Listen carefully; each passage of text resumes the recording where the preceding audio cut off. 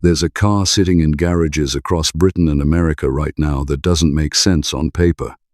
It looks like it rolled straight out of a Turin coach building house, curved lines, a low swept roofline, the kind of silhouette that makes you slow down when you see it on the road. But it wasn't built in Italy. It wasn't built by Ferrari, or Maserati, or any of the names you'd expect.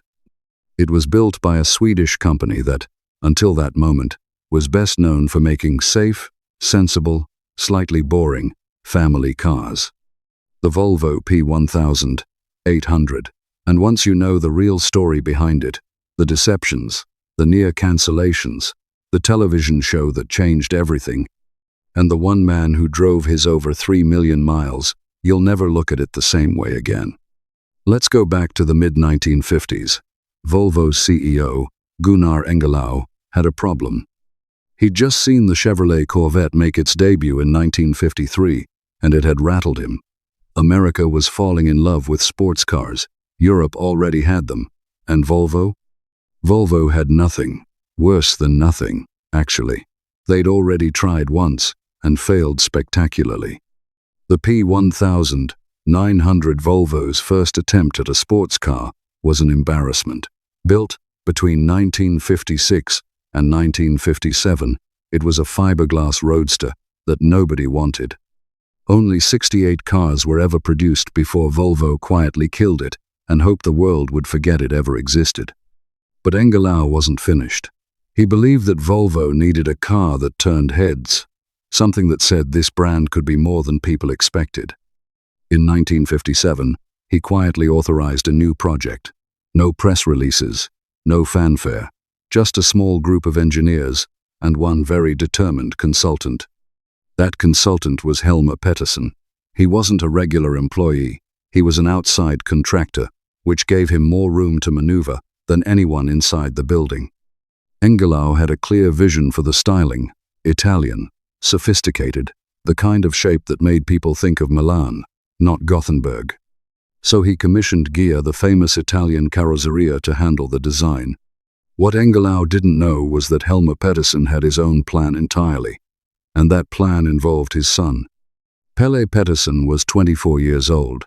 He'd recently gone to work at Pietro Frua's studio in Turin, a design house that happened to be a subsidiary of Ghia at the time.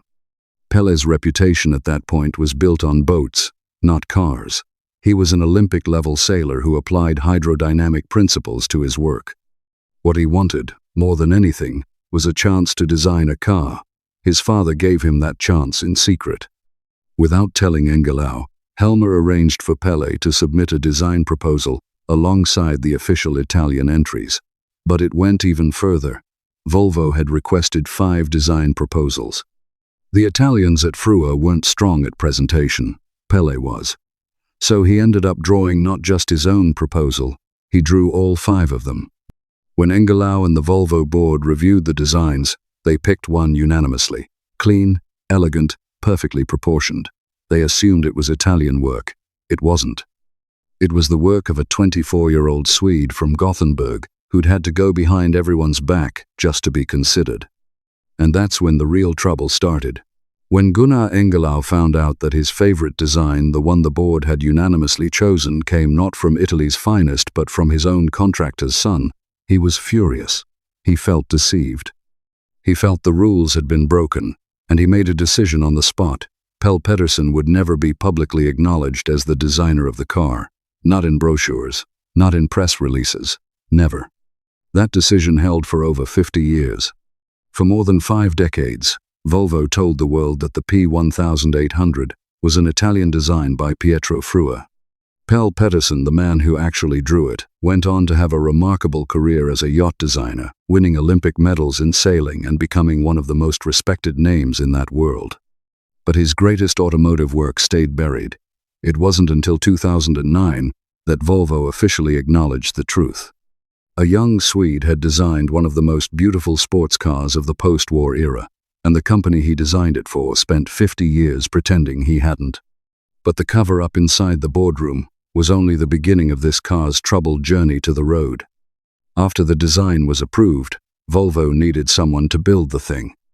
Their Swedish factories were completely occupied producing the Amazon and the PV444, the reliable, profitable models that kept the company alive. There was no manufacturing capacity for anything new.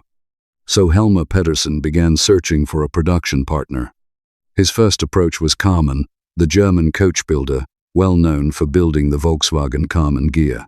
Petterson drove one of the hand-built prototypes all the way to Osnabrück. Karmann was interested. Then Volkswagen stepped in and killed the deal.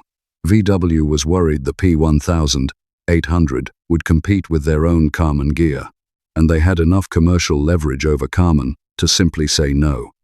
So Petterson started again. Various German manufacturers were approached.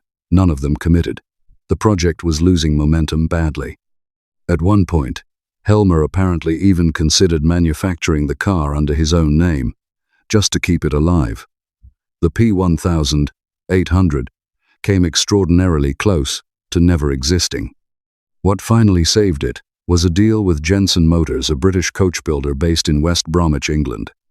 Body panels would be pressed at Press Steel in Scotland, shipped to Jensen for final assembly, then delivered to Volvo. Production started in 1961. The car had already been publicly unveiled at the Brussels Motor Show in 1960, and the reaction had been electric. Nobody expected Volvo to produce something that looked like this. But Jensen's quality control was a problem almost immediately. The paintwork was inconsistent. Finishes were leaving the factory below Volvo's standards. After approximately 6,000 cars had been built in England, Volvo had seen enough. They pulled the contract and brought production home to Gothenburg in 1963. The car was renamed the 1800S, the S standing for Sverige, the Swedish word for Sweden. Volvo was taking full ownership of it, in every sense. And then came the moment that changed everything. Not an engineering breakthrough, not a new engine, a television series. By the early 1960s, a British television production was being put together based on a series of novels about a charming, globe-trotting adventurer named Simon Templar, known to his enemies as the Saint. The producers needed a car for their lead actor, not just any car, something that matched the character, elegant, fast-looking, slightly dangerous, and unmistakably stylish. The actor playing Simon Templar was Roger Moore. When the show's producer placed a photograph of the Volvo P1800 in front of him, Moore reportedly said his heart skipped a beat. The Saint aired from 1962 to 1969 on British television, over 118 episodes. In every one of them, Simon Templar drove a pearl-white P1800 with a personalized plate reading ST1. The car was as much a part of the show's identity as the actor himself. This was not paid advertising. The producers simply wanted the best-looking car available and chose the P1800. Volvo provided vehicles and received something no advertising budget could have purchased: weekly exposure to millions of British viewers, with their car positioned as the vehicle of choice for a sophisticated, worldly hero. Before the Saint, Volvo sold practical transport to practical people. After the Saint, young men across Britain wanted a P1800. The brand's image shifted permanently. A company associated with durability and sensible engineering suddenly had genuine glamour attached to its name. The cultural weight of that association went further than most people realize. Roger Moore was so taken with the car, he owned one privately as well. And Sweden's future king, the young Carl Gustaf, who would become King Carl XVI of Gustaf, chose a P1800 as his very first car after obtaining his driving license in 1966. When the future monarch of a country picks your sports car as his first personal vehicle, you've clearly produced something rather special. Here's something worth understanding about how this car achieved what it achieved. People look at the P1800 and assume it must have been built on purpose-designed hardware. It wasn't. The P1800 was built on the floor pan of the Volvo Amazon 122S, a family saloon, the kind of car people used for the school run. Volvo shortened the wheelbase and constructed a completely new body around it, but underneath, this supposed Italian exotic shared its fundamental architecture with one of the most ordinary, dependable cars in their range. That's the secret. The exotic looks came from the outside. The reliability came from proven, tested, real-world engineering underneath. It wasn't a compromise, it was a genuinely clever solution. If you're finding this story as compelling as it deserves to be, hit that subscribe button right now. This channel covers the cars that have real history behind them, not just specifications, but the human decisions, rivalries, and hard-won triumphs that made them what they are. Subscribe. Drop a comment below telling me which detail caught you off guard. Was it the designer cover-up or something else? Like the video if you're enjoying it, and share it with someone who appreciates a proper car story. Now, let's get into the engineering. The P1800, launched in 1961 with Volvo's B18 engine, 1800 cubic centimeters, 4 cylinders, 100 horsepower, 4-speed manual gearbox, with an optional overdrive that could push the car close to 120 miles per hour at the top end. Not blistering by the standards of the era's sports cars, the Jaguar E-Type, launched the same year, produced over 250 horsepower. But Volvo had never intended the P1800 to be a raw performance machine. They marketed it as a grand tourer, something you drove across Europe in comfort and arrived looking composed, not rattled. One detail worth stopping on: standard fit seatbelts. In 1961, seatbelts were a novelty. Many manufacturers offered them as optional extras at additional cost. The P1800 fitted them as standard front and rear, even in a sports car. Volvo's engineering principles didn't waver. Through the 1960s, the car developed steadily. The 1800S received engine improvements, producing progressively more power. In 1968, a new 2-liter unit, the B20, arrived with 118 horsepower.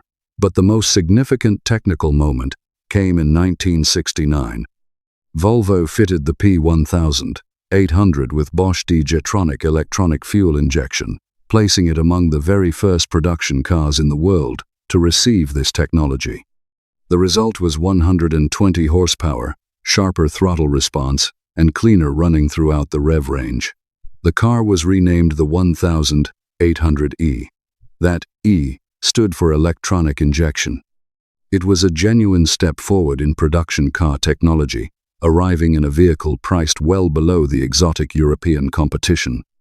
The 1800E also received 4-wheel disc brakes, another upgrade that reflected Volvo's commitment to real-world capability rather than showroom appeal alone. Then, in 1971, Volvo did something unexpected. They took the P1800 coupe and created an estate variant, the 1800ES, not a conventional estate. A shooting brake, with a distinctive glass tailgate and extended roofline that provided genuine carrying capacity without undermining the car's elegance.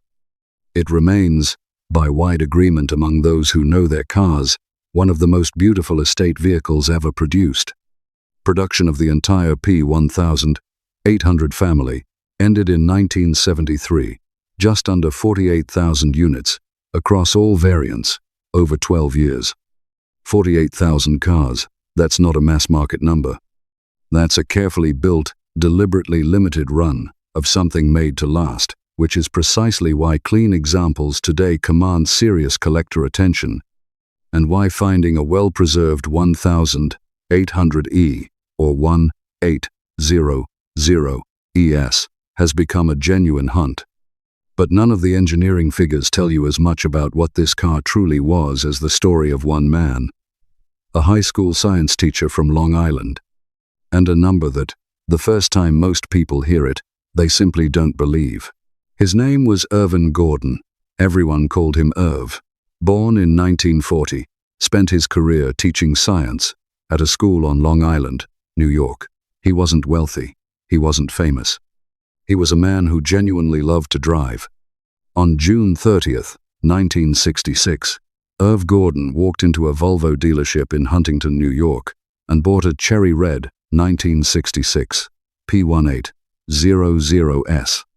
He paid $4,150, approximately a full year's salary for a teacher at the time. It was a substantial commitment. He honored it immediately. By the following Monday morning, 2 days after taking delivery, Gordon was back at the dealership. The service manager assumed there was a fault. There was no fault. The car was running perfectly. Irv had simply driven so many miles over those first 2 days that the odometer had already reached the point for the first scheduled service. That was how it began. His daily commute to work was around 125 miles each way. He drove every weekend. He drove on road trips that crossed the country. The P1800 wasn't a weekend indulgence or a collector piece. It was his one car used every day, in all conditions, without ceremony. By 1987, 21 years after purchase, Irv Gordon had covered 1 million miles. Volvo, recognizing what they were witnessing, gave him a brand new Volvo 780 coupe as a gift to mark the occasion. Irv drove that one 450,000 miles before selling it. But he never stopped driving the P1800. By 2002, the P1800 had passed 2 million miles. In 2013, Irv Gordon and his 1966 Volvo P1800 crossed 3 million miles. The Guinness World Records organization certified it as the highest mileage ever achieved by a single private owner in a non-commercial vehicle. When Gordon passed away in November 2018, the odometer stood at 3,260,257 miles. Now, what did the car actually require over that distance? 2 engine rebuilds. That's the headline maintenance figure across 3 million plus miles.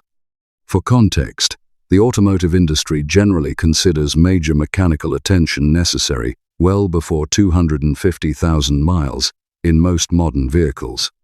Gordon's P1800 passed that mark roughly 13 times before its first engine rebuild. The car needed regular oil changes performed on schedule without fail. It needed 2 clutches over the full distance. The rest was ordinary maintenance. No catastrophic failures. No terminal mechanical events. 3 million miles is the equivalent of driving to the moon and back more than 6 times. It's approximately 120 circumferences of the Earth. On one car, bought new, by one man, who simply refused to stop. Volvo has used this story wisely over the decades, and they're entitled to, because every word of it is documented and verified. No marketing department engineered it. A schoolteacher from New York bought a red coupe in the summer of 1966 and demonstrated, mile by mile over 52 years, exactly what honest engineering actually means. The P1800 has done something very few vehicles from its era have managed. It hasn't simply become historically important, it has remained genuinely desirable. Not as a museum piece or a nostalgic curiosity, but as a car that people still actively want to own and drive. The design hasn't dated in the way that most 1960s styling has. There's a timeless quality to those proportions.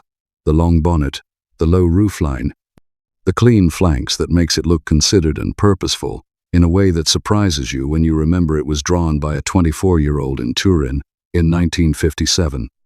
Pelle Petterson, the designer whose name was suppressed for 5 decades, went on to build an extraordinary career in yacht design. He competed at Olympic level as a sailor and earned international recognition in that field. In interviews, he has spoken about the P1800 with a kind of measured bemusement, the car he had to smuggle into a boardroom to be considered. Designed for a company that spent 50 years pretending he'd had nothing to do with it, that nevertheless became his most widely recognized work. When Volvo finally acknowledged him officially in 2009, he was in his late 70s, 52 years after drawing the original designs.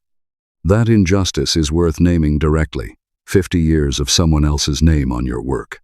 In the collector market today, the P1800 occupies a rare position. It's elegant enough to attract buyers who care primarily about design. It's reliable enough that owners actually drive their cars rather than trailer them to concours events. And with fewer than 48,000 examples built across all variants, supply is genuinely limited. The 1800 ES shooting brake commands particular attention. Its combination of the coupe's graceful front end with a practical glass-roofed rear remains almost unique in automotive history. Values for the best examples have climbed consistently. But beyond the market, beyond the records, beyond the television fame, what the P1800 really represents is this: a car built by people who refuse to take the easy option. Pelle Petterson refused to let the project die when every door seemed to close. Pelle Petterson poured everything into designs nobody was supposed to know he'd drawn. The engineers in Gothenburg rebuilt the quality that Jensen had allowed to slip. And a schoolteacher from Long Island proved with 3 million miles and 2 engine rebuilds that all of it had been worth the effort. You can't manufacture that kind of legacy. You can only earn it. If this video gave you something real, a story you hadn't heard, a detail that made you look at this car differently, then do this. Subscribe to the channel right now so you don't miss what's coming next. Hit like if the story was worth your time. Leave a comment below. I want to know which part of the P1800's history hit hardest. The 50-year design cover-up, Irv Gordon's 3 million miles? The future king of Sweden's first car? Tell me. And if you know someone who'd appreciate a proper car story told properly, share this with them today. These stories deserve to travel.